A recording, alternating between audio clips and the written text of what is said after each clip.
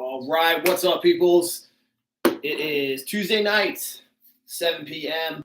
We're going to get this party started in a little bit. We're going to give it about 2-3 minutes to let some people roll in, but got 2 people with us right now to start watching. So what's up, guys? Hope you are doing well.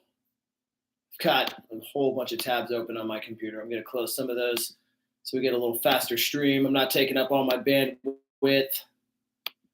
But how's it going, guys? Hope everybody is doing well. We're just about 6 weeks out from USS Nationals 2025 in Charlotte, North Carolina. So we're back again. I'm doing these every Tuesday night to help you get ready for Nationals. This is a big competition, for many the biggest day I've ever done, and I want you to be successful. So if you have any questions before we pop into this thing, please fire away. Just let me know. We kind of going over some of these things, but happy to stop and take some questions, answers, this and that while we're going. So about 30 more seconds, and then we're going to get rolling here. These are the top 10 mistakes and how to avoid them. Do me a favor, guys. If you're good, if you can hear me, put a 1 in the chat just to let me know that you're with me and you can hear me okay.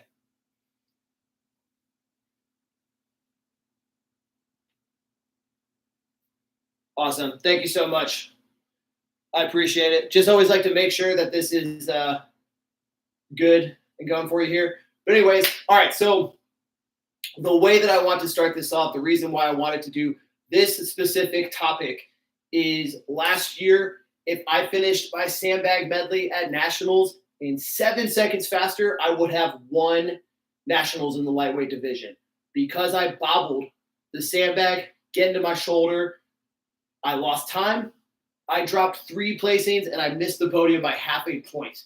So that was a pretty harsh lesson that I had to learn in real time.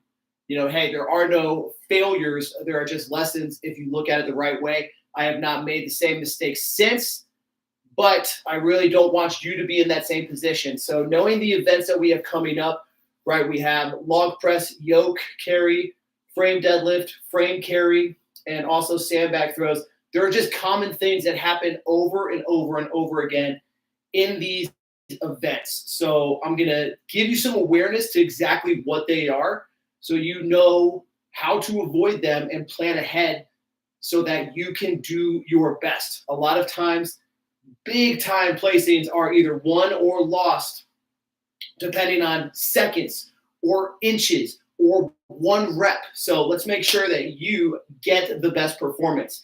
All right, so I'm going to start off with number 1. This is a really important one at any competition you go to, but especially Nationals. This is having bad warm-ups. So why this is number 1 is that because it applies to every lift that we're going to do. Now, you need to plan ahead for all of these different events for a plan A, plan B, C, D, E for warm-ups. Now, if you're somebody that's used to taking 10 warm-up rounds for a yoke before you get to your run, the chances that you get to do that at Nationals is extremely low. So you really need to plan ahead and think, well, what if I only get 1 run at Nationals? Okay. Last year, there was over 600 people in Denver. There were 2 yokes in the back to warm up on. However, there were squat racks. There were sandbags. There were barbells with plates. So I was only able to do 1 single run with a yoke. The bar was set real high because we were rushing through everybody, and it was like 80% of comp weight. So I didn't get to work up to it, but because I saw the squat rack, I did a couple of squats at 135, 225, 315, and then I even loaded up to 405 on my back and started marching in place. So in lieu of getting all of those yoke warm-ups, I had that backup plan there because those racks were available. Now, I also planned ahead to do some athletic primer warm-ups. So if you're one of these people that's following along with the Club Strongman training program, we have this, it's called the Feed the Cats sprint warm-up. It's a sprinting program warm-up that we use to prime for athletic drills. I did that exact same protocol for the yoke because I was thinking I need to be quick, dynamic, my feet need to move fast. So even if I can't really feel the weight in warm-ups of a yoke, then my body's going to be fresh and primed and ready to go. So think about what that means for you on the log or the sandbag throws or the frame carries, right? So let's just take log, for example. You know that you need, your hips, legs, and glutes warmed up to get that push press going. So make sure we're doing something to warm up the cheeks, warm up the hips. Make sure we're doing something to warm up our shoulders, right? Like bringing bands is a really good idea. They're easy to travel with, and you can crank out some presses. You can put them behind your back and do some good mornings. There's really a whole lot of different things that you can do there only if you plan ahead. You should not count on somebody else being there with a certain set of bands that they'll just let you use them, okay? So other things too, you can do push-ups to warm up your upper body, some arm swings, circles, there's all sorts of stuff like that, but you just need to plan ahead. Frame deadlift and frame carry, we want our back and hips to be fresh again. So, some thoracic openers, some cat-cows, some things that get like our lats and low back ready to go are things you need to be implementing, right? Because you just don't know what's going to happen. You have a bad warm-up, you're not going to perform to your best. So moving on. Number 2, this is one that happens a lot on log events, is this is being distracted and thrown off with your focus on the log. So what happens a lot in log press training is a lot of people fixate and focus on one specific point in the ceiling. So let's think about your front rack position here, okay? We're right up here, up nice and tall. Pick a spot on the ceiling and look at it. Now, probably if you do that, you're looking at the same spot or the same ceiling or the same roof, but it's something you're accustomed to in training over and over again. This is a convention center hall, a big arena that we're going into. So when we get into competition and all of a sudden we're looking up at a 100-foot ceiling instead of a 20-foot ceiling, that really is going to skew your perspective and you're really thrown off. This happens at every single big competition with a log without fail. So I guarantee you that people are going to be making this mistake. So here's how we avoid that. Number 1, I like pressing with sunglasses at big competitions because it just sort of dulls everything around me. And then with that, there's a tip that we picked up from Nick Campy, is you want to try to train to be in your body instead of focusing on a point out there. So this is when things like visualization and good focus principles in your training really work effectively, is we want to mentally connect to all the right motions and technical aspects that need to be happening in the log instead of being external and looking up at a spot on the wall. So run through that checklist for the log. You know what that looks like. You know that for our front rack, chin needs to be up. We need our feet to be flat. We need our torso to be upright. So just focus on what your body is doing instead of that spot on the wall. But you need to be implementing that in training now so that it doesn't sneak up on you on game day. Even at this past year's OSG official Strongman games, we had a log and people were coming out after every round talking about staring into the abyss. And these are some of the best strength athletes in the entire world that are still getting caught up with this. So when you have people that have done only a couple shows that are going to be going to nationals, not prepared for this, it's going to affect a lot of people. Don't let it affect you. So my tip for that is start training with your mental focus now to be in your body instead of focusing on a fixated focal point outside of you. Came out to look at the ceiling. Yep, exactly. A lot of people were doing that. All right, moving on to number 3, another super common one on all yoke and frame and farmers carries events. So at nationals, we have yoke and frame this year, and this is just starting too quick. Okay, so I don't know if you know this about sprinters at the Olympics, But we want to use a little bit of the same principle for the yoke and the frame, where we're really only hitting our top speed about 20, maybe 15 to 20% down the course, and then trying to maintain that top speed the rest of the way. We need to have some patience, just enough to accelerate up to our top speed through that first 20%, and here is why. When we have these heavy weights, whether it's the yoke on our back or the frame at our side, if we just start moving way too quick out the gate, it's going to start swaying and tipping on us. This happens all the time. I guarantee you, if you watch this, it's going to happen to people at nationals. So what we need to do is, find that starting position. Just imagine here, I get my start command, 3, 2, 1, go. Start slowly really finding that nice, tall posture and stride. If you want to visualize this, go watch like a good 100-meter dash. Watch Usain Bolt, watch these guys, and watch how they very calculated rise up about 20% of the way down the course, and then they stay in that tall posture, but they're actively leaning forward to get that start going. Now, this doesn't mean with the yoke and the frame that you need to be leaning forward, but you need to be allowing the weights to slowly smooth out, because the second you pick it up off the floor or lift that yoke up when it's on your back, there's going to automatically be some sort of sway because you're taking it from dead stop to lifted and then moving forward. So no matter what, no matter how good and strong and stable you are, there's going to be some sort of pendulum type momentum going back and forth. So what we need to do is just have enough patience to ramp up to that 20% spot where then we hit our full speed and maintain. So just think about it that way. If you have any questions about that, I tried to explain that the best I could, but please fire away. And really, as always on yoke, watch your footwork. Should be going in a straight line.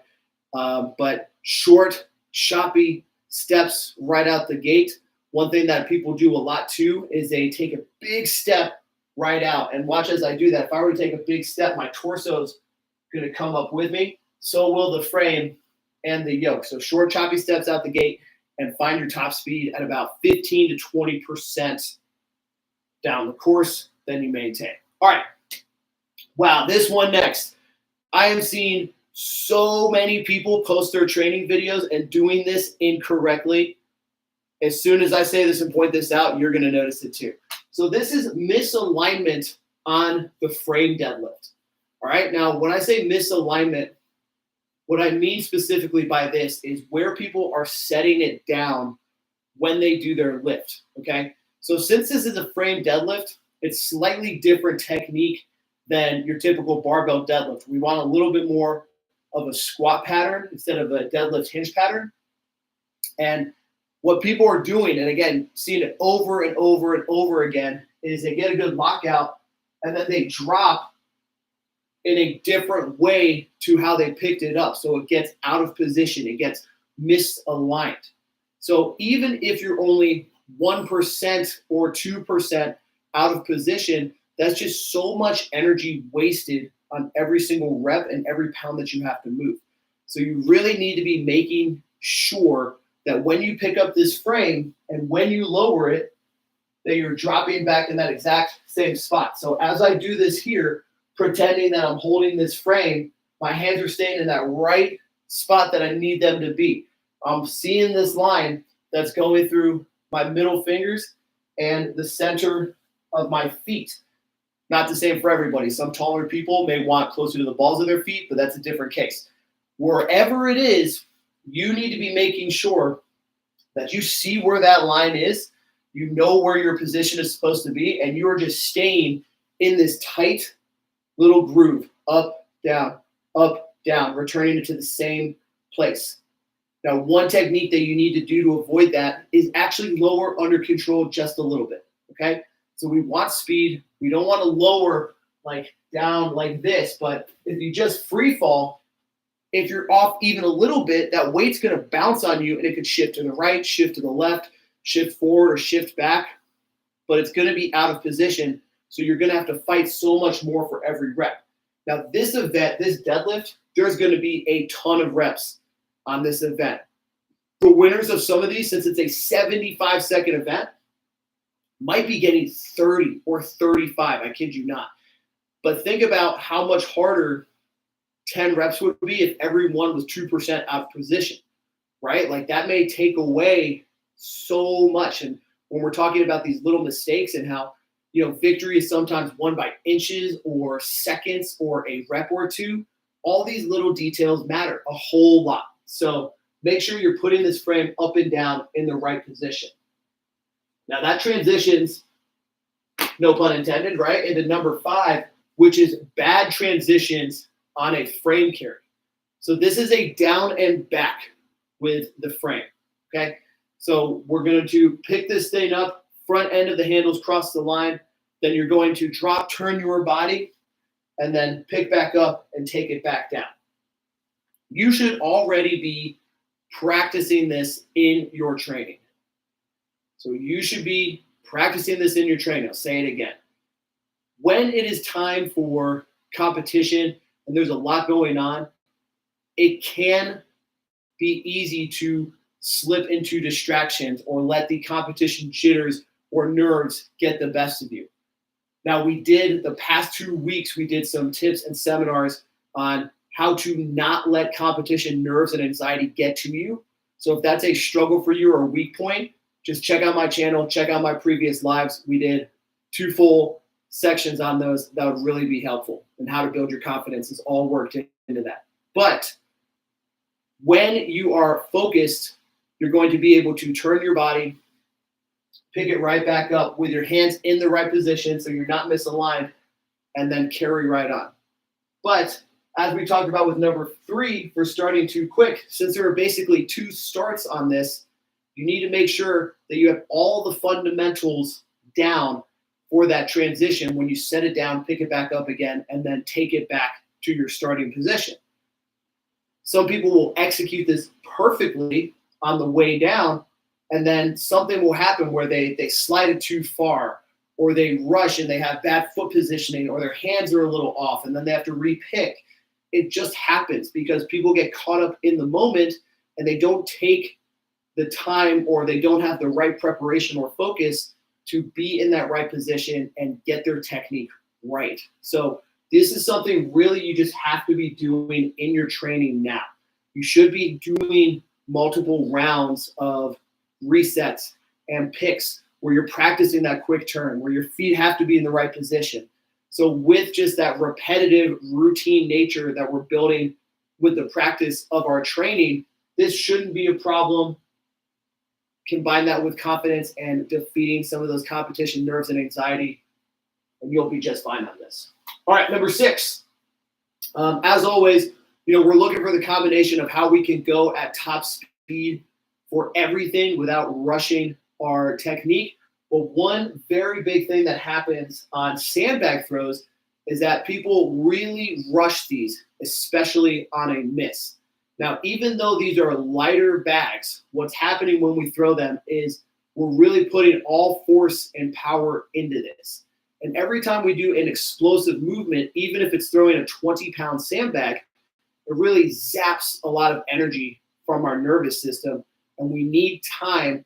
It's not long, but it's not immediate. We need a little bit of time to let our system just recuperate and catch up. So if you miss, let's say you get 1 down, 2 down, and then number 3, your third sandbag throw, you miss it short, what you actually need to do is make sure you're taking enough time, could be 3 seconds or 5 seconds, to gather yourself, have some composure, and give your nervous system enough time so that it is charged up enough to put the power into that throw. So if you had done 1, 2, again, missed 3, you had done 3 total throws where it's boom, boom, boom, but you're draining your battery. So if you were trying to do number 4 again, you're just draining it more. If you miss and you go to number 5, you miss again, you're draining back here, and then you need a little bit of time to come back up. And that's easy. It's natural for people to want to be like, oh shit, I gotta hurry. I missed one. I gotta, run. But actually Don't freak out. Don't panic. Take those 2, 3, 4 seconds, even one good deep breath in and out to compose yourself and get a little more calm will help you execute that rep that you need. So I guarantee you're going to see this one. People are going to miss a bag and then they'll miss it over and over and over again. It's one of these things where somebody's more likely to miss it twice than miss it once, because like if they miss that first one, this happens, I'm telling you, constantly, where it's just rushed throw, and they don't get it when they should have just slowed down a little bit. So pay attention to this one. It happens at every single competition with sandbag throws. I kid you not. All right. Number 7 is not maximizing the clock. So this works kind of well with, rushing sandbag throws as far as using your time. But when we're talking about these long events, especially things that may be closer to your max weights. So let's say log, for example. We want to space out our reps in a way that makes sense for our physical abilities. For me, I'll give you an example of OSG regionals last year, 245. We had 245 on the log. And up to that point in time, I had only done that for 2, okay, in a set of 2. However, it was a 60-second round. So I had an idea in my head was like, well, I could do a set of 2, but if I were to pace one out and do one every 15 seconds, I think I could squeeze out 3 or 4. So that's exactly what I did. And I did end up getting 4 because I took 1 rep, took about an 8 count, set myself up, go back for number 2, took about an 8 count. I could have my judge is telling me the time commands as we were going, so I knew how to keep pace, and I hit all 4. But if my game plan instead was to go in and do as many as I could as quick as possible, I probably would have gotten stuck with 2, because it's the same concept that we were just talking about with the sandbag throws is, these things are all energy demanding. They are challenging tasks. That is the sport of strongman at its essence. So if you are near your maximum abilities, you need to come up with the right attack plan so you can get the most possible reps. Okay? If I were to go into that event, like I said, just trying to get 4 right out the gate, I probably could have done 2, and then I would have gassed out. So we want to find, let's say you think you could do 10, it might be a better strategy to try to go for 7, a quick 7, or a quick 8, take a short rest to get some recovery, and then try to knock out 3 to 4 more just by using that entire window. So these all really make a difference. And I want to, again, reference this. When you're composed, when you have your nerves under control, then you can get the most out of this. But maximize the clock to be successful. It's okay if you're not going to get a whole lot of reps, but you'll probably be able to get 1 or 2 more and score a lot of points if you just take your time and have the right attack plan. Okay. Number 8, misuse of stimulants and adrenaline. One of my favorite topics is how to correctly hype yourself up and get in this charged state that you need to be. Now, with all these different events, and it's different from person to person, we need to have a certain level of arousal to be in the right zone. So for something like frame deadlift, for many people, that could be one where you don't need to focus super hard on your form. Now, forget what I said about this. Just think about different examples. If you're pulling a 1 rep max deadlift, you can get away with having a whole bunch of hype and aggression. It can be charged almost entirely by, high energy. But things that are a lot more technically demanding, such as the log or any overhead press, there's so many more technical things involved that you need to have a lower level of arousal compared to that deadlift. Now, this is all up to you and how you frame and do with your mindset on each event. Some people's log weight is going to be like cake. Some people will get 10 reps and they don't even have to think about it. So in their circumstance, they could probably get away with being a lot more hype, especially if they can just viper press in and rip it right up. So that might not be you. If you're in my situation on log where you're thinking, hey, maybe I'm going to get 4 here, then that's such a heavy weight that I need to be focused in on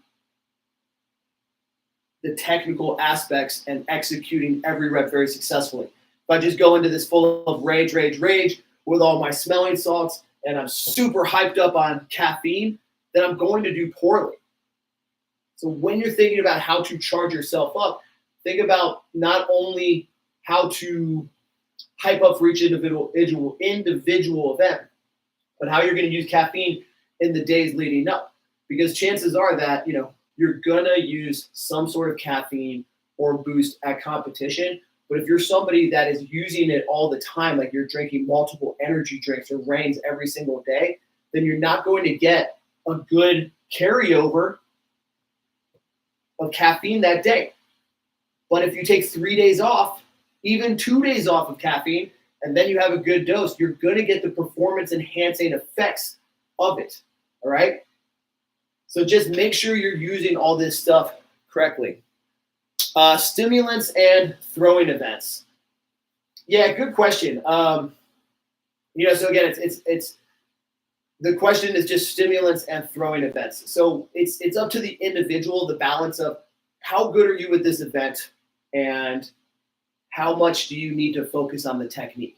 For me, for sandbags, that's something where I'll just give you my personal answer on that. I don't like to be like really stemmed up. I like to have a little bit more of like cool, calm, composed focus because I feel like when I'm wired, I tend to make more mistakes, right? Especially with something with a sandbag where there's a lot of accuracy involved.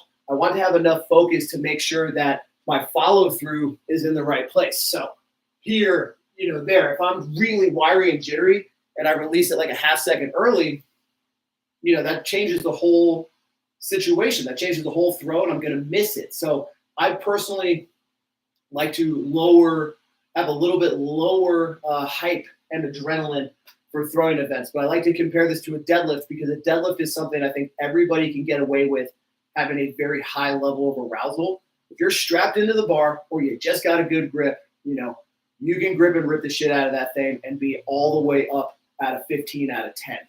But personally, I don't like to be super hyped up for throw events because of the accuracy factor. There's so much more aim that you have to put into that. So good question, Cole. Thank you very much.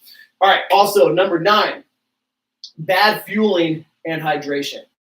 So a lot of people are going to be doing water cuts, and it's important to get that process right. That's not what this seminar is about, but we do have a full water cut seminar, I think on my YouTube channel here, but also inside plugstrongman.com. We've got a full breakdown on how to do a water cut, something that I've used to cut 10.5% of my body weight to make weigh-in, even though I don't recommend that. But what I do recommend is to make sure whatever your protocol is that you are coming in hydrated.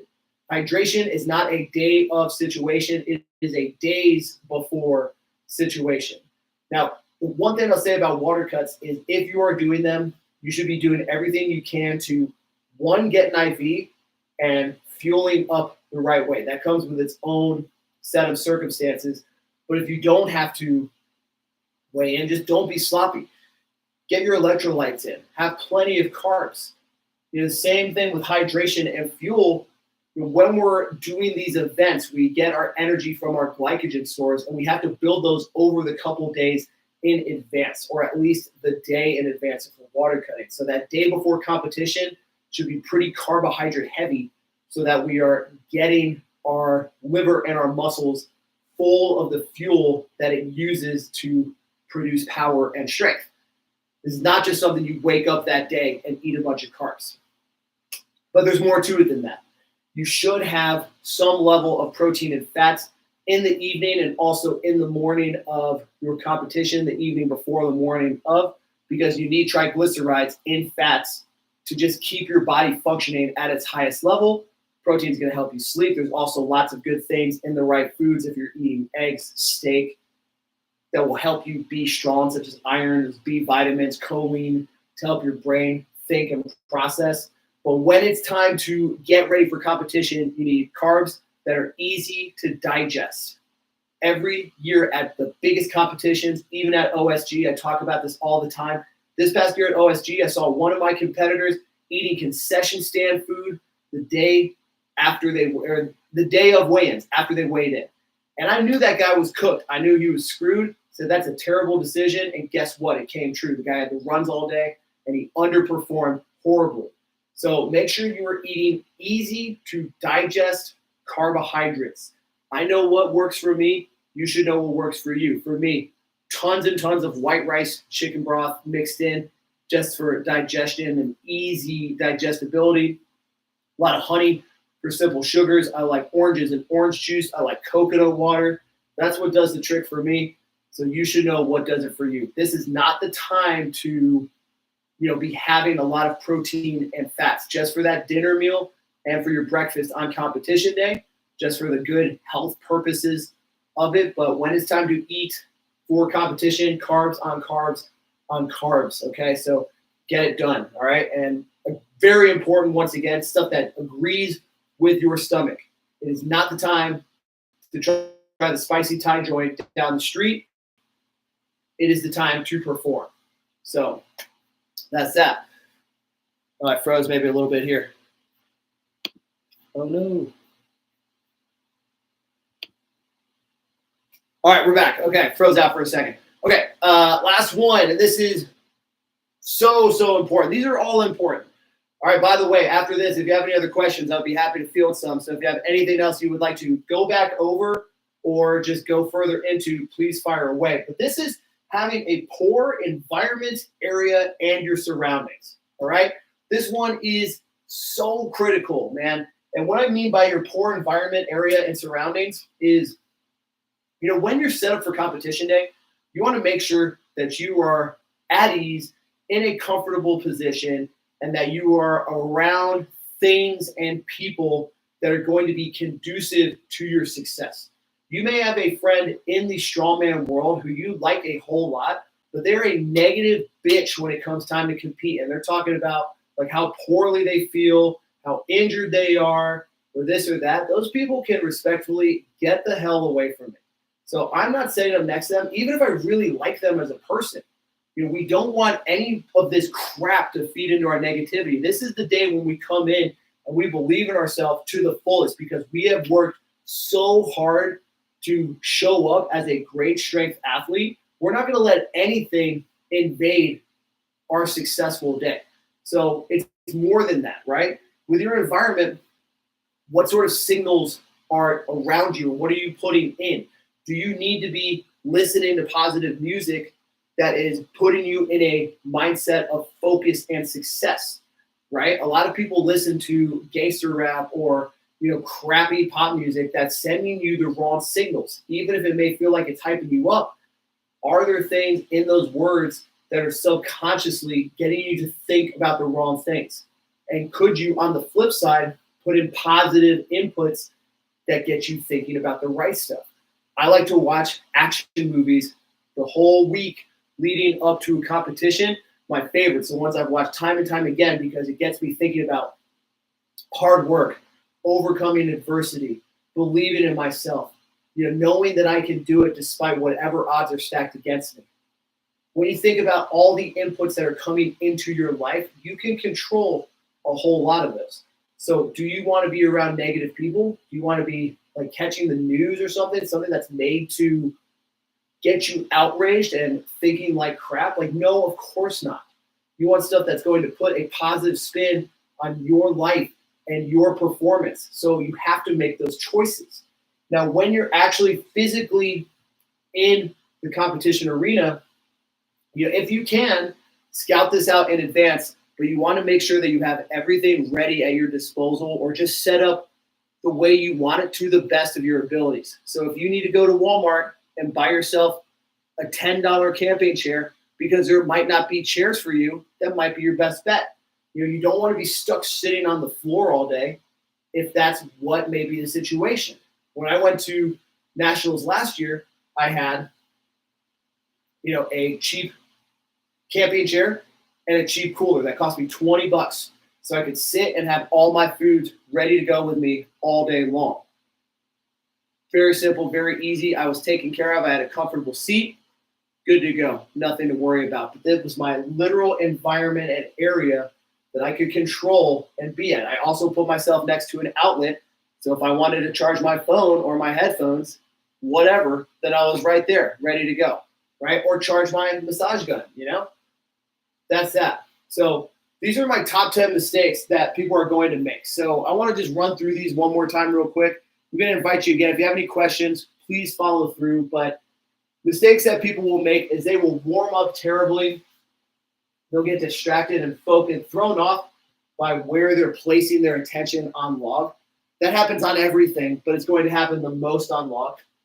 They're going to start too quick on the yoke in the frame, and it's going to cause the implement itself to sway and wobble and get out of control. It'll cause them to either lose a lot of valuable seconds just by having to slow themselves down and stable out, or they'll just drop it and have to repick, and maybe they'll drop twice and then just lose that event outright, 4, frame deadlift misalignment, and that's specifically about where you are setting down and picking up the frame every time, rep after rep after rep. You need to make sure that you're following that path straight up and down and making sure that when you drop it, it doesn't like shoot over. It has that bounce sometimes on a framework. There, we need to be here under control, right back up. Bad transitions on the frame carry, that could be your grip, that could be carrying it too far across the line, that could be your foot position, that could be everything going perfectly, and then you start too quick on the way back and lose control. All sorts of things that could go wrong there. But I'm telling you, this is going to happen. I guarantee it.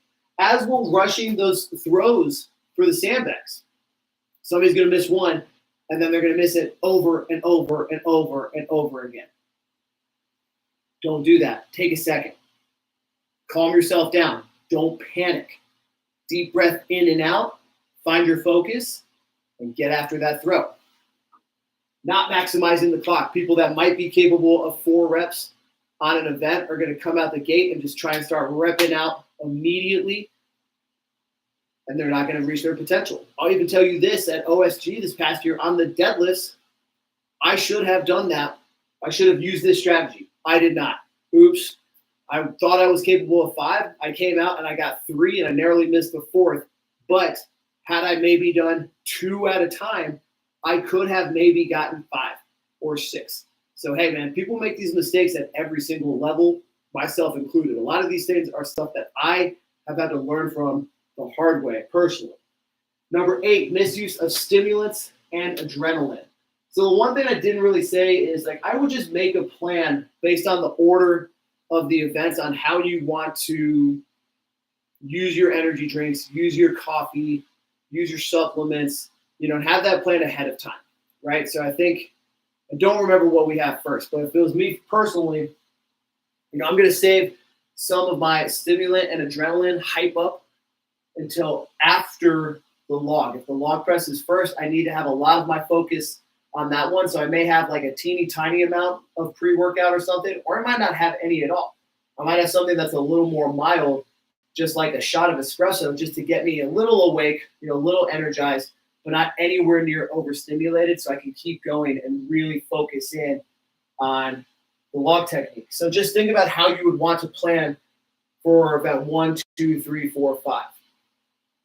If I'm doing a 5-event day, I typically like to somewhere in there have 2 big doses of caffeine. And by big, I don't typically go more than 200 milligrams at a time. So be careful with that, because most pre-workouts nowadays are 300 per serving. But I know what I like. So usually for me, it's like event 2 and 4, or maybe 3 and 5, or where I have 2 doses of caffeine, or maybe 2 and 5. It just depends on what the events are. One more thing I guess I'll say on this is with the frame carry. Here's just something I have noticed, and I would invite you to play around with on your training, is that when I am really stimulated, when I have a lot of caffeine in my system, my grip tends to give out faster. So I would not be using a lot of pre-workout before the frame carry on this event. That does not always work the same for everybody, but it definitely works for me. Guaranteed. My grip is a little weaker and it's a little less durable, and it doesn't last as long when I have a bunch of caffeine in me. So if I was doing nationals, I would be avoiding a lot of caffeine before the log and before the frame carry. That's something I actually learned from a lot of rock climbing that I used to do. Anyways, that fueling and hydration, just eat the right foods that agree with your stomach and hydrate, hydrate, hydrate. Have plenty of electrolytes, get the packets, get Pedialytes, get coconut waters, get lots of fruit, easy digestible carbs, get ready to attack, all right? Lastly, poor environment, area, and surroundings. There's going to be people that are handing around negative Nancy's that let them ruin their mood, or they're just going to be putting in bad inputs and stimulus. Now, this happens all the time, with people that are particularly talented that let their head and let their environment, which includes the people around them, put them in the wrong state of mind. So you just need to make sure that that's not you. The week leading up, the day before, and the day of, who are you around? What inputs are going in and out of your brain? Like, where are you physically being? One thing that's really important too is to get some time in nature the week before nationals so you can get the right literal magnetic charge in your body to be your best, strongest, and most focused self. You need to be doing these things, because victory at these things ultimately is won by little minute details. There's going to be a lot of really excellent, strong lifters at nationals. And if you want to do your best, you have to do those little incremental things that just push you 1 point ahead here, 1 point ahead here, 1 point ahead here, 1 point ahead here. And sometimes when you win is when somebody that's extremely talented slips up and you did everything correct and just fell right into first. So that's my presentation for tonight, y'all. We're going to be back next Tuesday night, 7 p.m. Eastern, 6 o'clock Central, for more talk on USS Nationals. And we're going to be doing this every Tuesday night on the build-up to USS Nationals 2025. If you have any questions, please reach out to me on Instagram. It's the same as my YouTube channel, at Stephen M. Coyne. If you're interested in some technique guides, programs, and anything else that's going to help you get to your best for nationals, including a water cut guide, conditioning programs, mobility programs, and a lot more, please check out clubstrongman.com. We're currently running a 7-day free trial to check it out, so come join us on in there. And if I don't see you there, I hope to see you right here 1 week from today, 7 Eastern, 6 Central, on this YouTube for more talk about USS Nationals 2025. Stay strong and have a championship night, peoples.